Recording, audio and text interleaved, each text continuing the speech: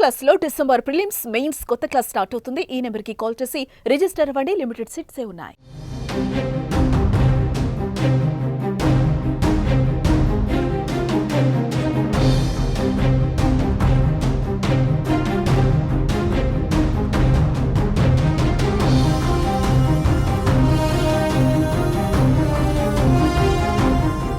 Formula ఈ race కేసులో కేటీఆర్ అరెస్టుకు రంగం సిద్దమవుతున్నట్లుగా అయితే తెలుస్తోంది. తెలంగాణ భవన్ వద్ద భారీగా పోలీసులు మోహరిస్తున్నారు.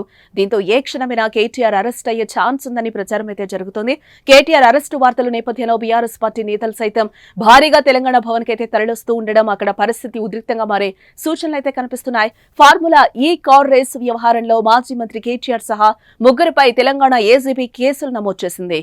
A1 గా కేటీఆర్, A2 గా ఐఏఎస్ అరవింద్ కుమార్, A3 గా హెచ్ఎండిఎస్ చీఫ్ ఇంజనీర్ బిఎల్ఎన్ రెడ్డిపై కేసులైతే నమోదయ్యాయి. ముగ్గురుపై 13/1/A, 13/2 PC act 409, 120B IPC sections కింద కేసులైతే నమోదయ్యాయి. ప్రభుత్వ నిధులు సుమారు 55 కోట్ల అక్రమంగా బదిలీ చేశారనే ఆరోపణల నేపథ్యంలో ఏసీబీ అధికారులు విచారణ జరపనున్నారు. నేడు దానకిషోర్ స్టేట్మెంట్ ను ఏసీబీ అధికారులు నమోదు చేయనున్నారు. హెచ్ఎండిఏ కార్యాలయంలో ఫైల్స్ ను పరిశీలించనున్నారు.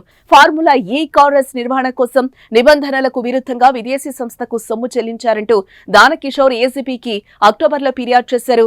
ఇక ఈ కేసుపై కేటీఆర్ న్యాయ పోరాటానికి సిద్ధమవుతున్నారు. కేటీఆర్ హైకోర్టును ఆశ్రయించనున్నారు. నిన్నటి నుంచి ఆయన న్యాయ నిపుణులతో సంప్రదింపులు జరుపుతున్న పరిస్థితి అయితే కనిపిస్తోంది. ఇక ఈ రోజు ఆయన హైకోర్టులో క్వాష్ పిటిషన్ దాఖలు చేసే అవకాశం ఉంది. ఇక ఈ అంశంపై మీడియాతో మాట్లాడిన ఆయన ఏసీబీ కేసు ఎందుకు పెడుతున్నారో తనకు అర్థం కావట్లేదని అన్నారు. ఏసీబీ రావడానికి అక్కడ కరప్షన్ ఏం జరగలేదని, రేవంత్ ప్రభుత్వం కుట్రతోనే తప్పుడు ప్రచారం చేస్తోందని ఆరోపించారు. డబ్బులు రేస్ నిర్వాహకులకు ముట్టాయన్నారు. కాంగ్రెస్ వల్లే రేస్ తిరిగి వెళ్లిపోయిందన్నారు.